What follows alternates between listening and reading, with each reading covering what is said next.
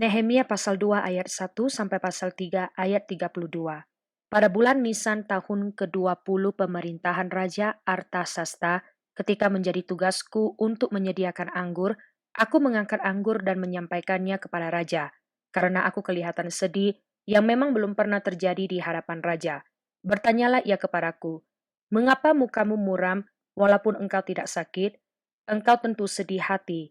Lalu aku menjadi sangat takut. Jawabku kepada raja, "Hiduplah raja untuk selamanya. Bagaimana mukaku tidak akan muram kalau kota tempat perkuburan nenek moyangku telah menjadi reruntuhan dan pintu-pintu gerbangnya habis dimakan api?" Lalu kata raja kepadaku, "Jadi apa yang kau inginkan?" Maka aku berdoa kepada Allah semesta langit, kemudian jawabku kepada raja, "Jika raja menganggap baik dan berkenan kepada hambamu ini, utuslah aku ke Yehuda, ke kota perkuburan nenek moyangku, supaya aku membangunnya kembali." Lalu bertanyalah raja kepadaku, sedang permaisuri duduk di sampingnya, "Berapa lama engkau dalam perjalanan dan bilakah engkau kembali?" Dan raja berkenan mengutus aku sesudah aku menyebut suatu jangka waktu kepadanya. Berkatalah aku kepada raja, "Jika raja menganggap baik, berikanlah aku surat-surat bagi bupati-bupati di daerah seberang sungai Efrat, supaya mereka memperbolehkan aku lalu sampai aku tiba di Yehuda. Pula sepucuk surat bagi Asaf, pengawas taman raja, supaya dia memberikan aku kayu untuk memasang balok-balok pada pintu-pintu gerbang di benteng bait suci, untuk tembok kota dan untuk rumah yang akan kudiami." Dan raja mengabulkan permintaanku itu karena tangan Allahku yang murah melindungi aku. Maka datanglah aku kepada bupati-bupati di daerah seberang sungai Efrat dan menyerahkan kepada mereka surat-surat raja. Dan raja menyuruh panglima-panglima perang dan orang-orang berkuda menyertai aku. Ketika Sanbalat, orang Horon, dan Tobia, orang Amon, pelayan itu, mendengar hal itu mereka sangat kesal karena ada orang yang datang mengusahakan kesejahteraan orang Israel. Maka tibalah aku di Yerusalem, sesudah 3 hari aku di sana. Bangunlah aku pada malam hari bersama-sama beberapa orang saja yang menyertai aku. Aku tidak beritahukan kepada siapapun rencana yang akan kulakukan untuk Yerusalem yang diberikan Allahku dalam hatiku. Juga tak ada lain binatang kepadaku kecuali yang kutanggangi. Demikian pada malam hari, aku keluar melalui pintu gerbang lebak, ke jurusan mata air ular naga dan pintu gerbang sampah. Aku menyelidiki dengan seksama tembok-tembok Yerusalem yang telah terbongkar dan pintu-pintu gerbangnya yang habis dimakan api. Lalu aku meneruskan perjalananku ke pintu gerbang mata air dan ke kolam raja. Karena binatang yang kutunggangi tidak dapat lalu di tempat itu, aku naik ke atas melalui wadi pada malam hari dan menyelidiki dengan seksama tembok itu. Kemudian aku kembali lalu masuk melalui pintu gerbang lebak. Demikianlah aku pulang. Para penguasa tidak tahu kemana aku telah pergi dan apa yang telah kulakukan. Karena sampai kini aku belum memberitahukan apa-apa kepada orang Yahudi, baik kepada para imam maupun kepada para pemuka, kepada para penguasa dan para petugas lainnya. Berkatalah aku kepada mereka, "Kamu lihat kemalangan yang kita alami, yakni Yerusalem telah menjadi reruntuhan dan pintu-pintu gerbangnya telah terbakar. Mari kita bangun kembali tembok Yerusalem supaya kita tidak lagi dicela." Ketika kuberitahukan kepada mereka betapa murahnya tangan Allahku yang melindungi aku dan juga apa yang dikatakan raja kepadaku, berkatalah mereka, "Kami siap untuk membangun." Dan dengan sekuat tenaga mereka mulai melakukan pekerjaan yang baik itu. Ketika Sanbalat orang Horon dan Tobia orang Amon pelayan itu dan Geshem orang Arab mendengar itu, mereka mengolok-olokkan dan menghina kami. Kata mereka, "Apa yang kamu lakukan itu? Apa kamu mau berontak terhadap raja?" Aku menjawab mereka, kataku, "Allah semesta langit, dialah yang membuat kami berhasil. Kami hamba-hambanya telah siap untuk membangun. Tetapi kamu tak punya bagian atau hak dan tidak akan diingat di Yerusalem." Maka bersiaplah imam besar Eliasib dan para imam, saudara-saudaranya, lalu membangun kembali pintu gerbang domba. Mereka mentabiskannya dan memasang pintu-pintunya. Mereka mentabiskannya sampai menara Mea, menara Hananeel, berdekatan dengan mereka orang-orang Yeriko membangun, dan berdekatan dengan orang-orang itu Zakur bin Imri. Pintu gerbang ikan dibangun oleh Bani Senaa. Mereka memasang balok-balok lalu memasang pintu-pintunya dengan pengancing-pengancing dan palang-palangnya. Berdekatan dengan mereka, Meremot bin Uria bin Hakos mengadakan perbaikan, dan berdekatan dengan dia, Mesulam bin Berekia dan Mesezabeel. Berdekatan dengan dia, Zadok bin Baana mengadakan perbaikan, dan berdekatan dengan dia orang-orang Tekoa. Hanya pemuka-pemuka mereka tidak mau memberi bahunya untuk pekerjaan tuan mereka. Pintu gerbang lama diperbaiki oleh Yoyada bin Pasea dan Mesulam bin Besoja. Mereka memasang balok-balok, lalu memasang pintu-pintunya dengan pengancing-pengancing dan palang-palangnya. Berdekatan dengan mereka, Melaca, orang Gibeon, dan Yadon. Orang Meronot mengadakan perbaikan beserta orang-orang Gibeon dan Mispa yang berada di wilayah kekuasaan bupati daerah sebelah barat sungai Efrat. Berdekatan dengan mereka, Uziel bin Harihaya, salah seorang tukang emas, mengadakan perbaikan, dan berdekatan dengan dia Hanania, seorang juru campur rempah-rempah. Mereka memperkokoh Yerusalem sampai tembok lebar. Berdekatan dengan mereka, Refaya bin Hur, penguasa setengah wilayah Yerusalem yang satu mengadakan perbaikan. Berdekatan dengan dia, Yedaya bin Harumaf mengadakan perbaikan tepat di depan rumahnya, dan berdekatan dengan dia, Hatus bin Hasabnea. Malkia bin Harim dan Hasub bin Pahat Moab memperbaiki bagian yang lain dan menara perapian. Berdekatan dengan mereka, Salum bin Halohesh, penguasa setengah wilayah Yerusalem, yang lain mengadakan perbaikan bersama-sama anak-anak perempuannya. Pintu gerbang Lebak diperbaiki oleh Hanun dan penduduk Zanoa. Mereka membangunnya kembali dan memasang pintu-pintunya dengan pengancing-pengancing dan palang-palangnya. Pula tembok diperbaiki sepanjang 1.000 hasta sampai pada pintu gerbang sampah.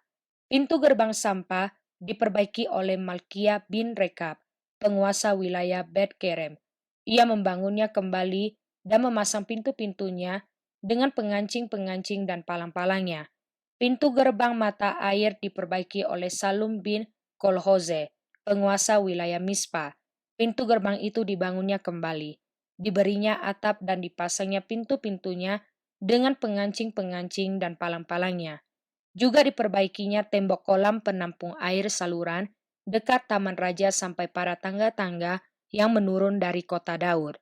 Di sampingnya Nehemia bin Azbuk, penguasa setengah wilayah Bet-Zur, mengadakan perbaikan sampai di depan pekuburan Daud dan sampai pada kolam buatan dan rumah para pahlawan. Di sampingnya orang-orang Lewi mengadakan perbaikan, yakni Rehum bin Bani, dan berdekatan dengan dia Hasabia, penguasa setengah wilayah Kehila, yang satu untuk wilayahnya. Di sampingnya saudara-saudara mereka, yakni Binui bin Henadad, penguasa setengah wilayah Kehila yang lain, mengadakan perbaikan.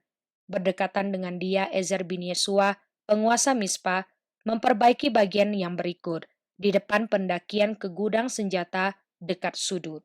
Di sampingnya Baruk bin Zabai memperbaiki bagian yang berikut, dari sudut sampai pada pintu masuk rumah imam besar Eliasib. Di sampingnya Meremot bin Uria bin Hakos memperbaiki bagian yang berikut, dari pintu masuk rumah Eliasib sampai pada ujung rumah Eliasib. Di sampingnya para imam, orang-orang dari lembah Yordan mengadakan perbaikan. Di samping mereka Benyamin dan Hasub mengadakan perbaikan di depan rumah mereka. Di samping mereka Azaria bin Maasea bin Anania mengadakan perbaikan di samping rumahnya. Di sampingnya Binui bin Henadad memperbaiki bagian yang berikut, dari rumah Azaria sampai sudut dan sampai penjuru. Palal bin Uzai mengadakan perbaikan di depan sudut dan di depan menara yang tinggi yang menonjol dari istana raja, dekat pelataran penjagaan. Di sampingnya Pedaya bin Paros mengadakan perbaikan sampai di depan pintu gerbang air di sebelah timur dan di depan menara yang menonjol. Adapun para budak di Bait Allah tinggal di Ovel. Di samping Pedaya orang-orang Tekoa memperbaiki bagian yang berikut, dari depan menara besar yang menonjol itu sampai tembok Ovel. Mulai dari pintu gerbang kuda, para imam mengadakan perbaikan masing-masing di depan rumahnya. Di samping mereka Zadok bin Imer mengadakan perbaikan di depan rumahnya. Di sampingnya Semaya bin Sekania, penjaga pintu gerbang timur. Di sampingnya Hanania bin Selemia dan Hanun, anak Zalaf yang keenam, memperbaiki bagian yang berikut. Di samping mereka Mesulam bin Berekia mengadakan perbaikan di depan biliknya. Di sampingnya Malkia, seorang tukang emas, mengadakan perbaikan sampai pada rumah para budak di Bait Allah dan para pedagang, di depan pintu gerbang pendaftaran dan sampai pada kamar atas di penjuru. Lalu antara kamar atas di penjuru dan pintu gerbang domba para tukang emas dan para pedagang mengadakan perbaikan. Mazmur pasal 97 ayat 7 sampai ayat 12.